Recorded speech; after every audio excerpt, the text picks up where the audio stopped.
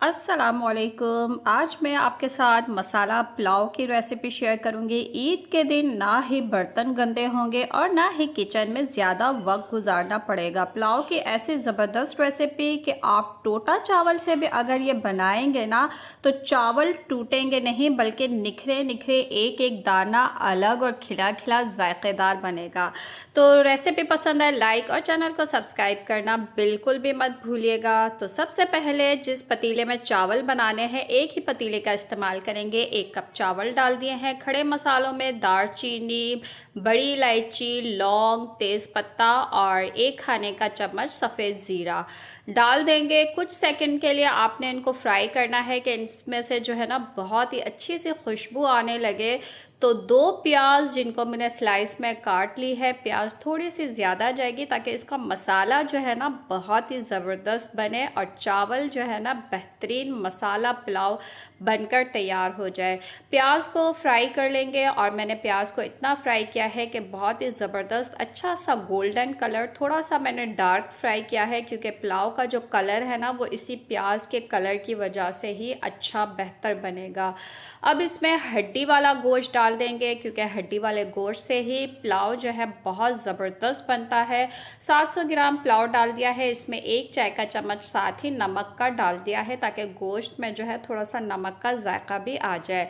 अब गोश्त और प्याज को यहाँ पर आपने फ्राई कर लेना है। इतना फ्राई करना है कि गोश्त का जो कलर है वो तब्दील हो जाए और गोश्त फ्राई होके गोल्डन सा कलर का हो जाए।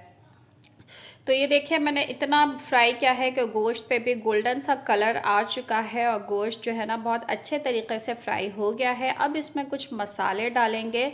2 खाने के चम्मच भर के अदरक लहसुन का पेस्ट डाल दिया है और इसमें 2 खाने के चम्मच हरी मिर्चों का पेस्ट डाल देना है। बहुत ही मज़ेदार चटपटा सा बनकर तैयार होता है।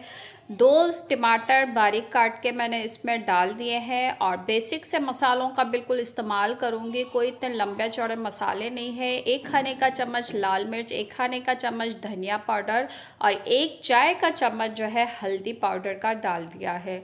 अब तमाम चीज़ों को जो है ना आपने बहुत अच्छी तरीके से यहाँ पे भुनाई करनी है। इतनी भुनाई करनी है कि टमाटर जो है नरम हो जाए और बहुत ही अच्छी गोश्त के साथ जो है ना ग्रेवी बन जाए, मसाला इसका तैयार हो जाए। तो ये देखिए टमाटर बिल्कुल नरम हो गए हैं, तेल सेपरेट होने लगा। मसाले का ज़रा लुक चेक कीजिए आप और इसमें चावल डाल के पकाएंगे तो आप सोचे कितने मज़े के बनेंगे ये। अच्छा, मसाले की भुनाई हो चुकी है, गोश्त भी अच्छी तरह से हमने फ्राई कर लिया है। अब इसमें इतना पानी डालेंगे कि गोश्त अच्छी तरह से गल जाए और इतना पानी बच जाए कि हमारे चावल भी जो है ना इसी पानी में जो है हम डाल के पका लें। अब आपने ढक्कन लगा देना है, आंच को कम कर देना है और गोश्त गलाने तक हमने इसको पका लेना है। 50 मिनट या 55 मिनट में ये गोश्त पक के तैयार हो जाएगा। तो ये देखिए गोश्त को यहाँ पर हमने चेक कर लेना है कि गोश्त अच्छी तरह से गल चुका है। तो फिर आपने इसमें जो है चावल डाल देने हैं और अगर आपको लगे कि यहाँ पे जो है ना पानी ज़रा कम है चावलों के हिसाब से तो आपने पानी शामिल कर लेना है। तो इससे कुछ भी नहीं होगा, पानी जो है ना सही होना चाहिए चावलों के हिसाब से। मेरे हिसाब से ये सही था जितने मैंने चावल बनाने थे। तो चावलों को आधा घंटा भिगो के रखा था मैंने। ये चावल आपने डाल देने हैं, इसमें अच्छी तरीके से मिक्स कर लीजिए चम्मच की मदद से। आप चावलों के हिसाब से नमक डालिए, जितने आपने चावल बनाने हैं उस हिसाब से नमक डाल दीजिए। मैंने 1.5 खाने का चम्मच यहाँ नमक का डाला है और 1 चाय का चम्मच ऊपर से गरम मसाला पाउडर डाल दिया है।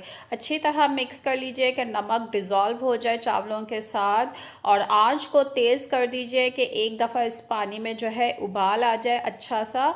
और साथ ही ऊपर साबुत हरी मिर्चें, कटा हुआ हरा धनिया और पुदीने के पत्तियां भी डाल दी हैं मैंने, थोड़ा सा पुदीना भी डाल दिया इसमें। तो ये देखिए बबल्स आने शुरू हो गए हैं। अच्छी तरीके से एक दफ़ा और इसको मिक्स कर लीजिए। अब जो है दम वाली आंच पे कर दीजिए आंच को और बिल्कुल हल्की आंच पे आपने इसको दम पे रख लेना है। और 15 से 20 मिनट के बाद ये ज़रा चावलों का लुक चेक कीजिए। तो ये आपका मसाला पुलाव तैयार है और सब घर वालों से शाबाशी लेते जाए, इतने मज़े के बने थे।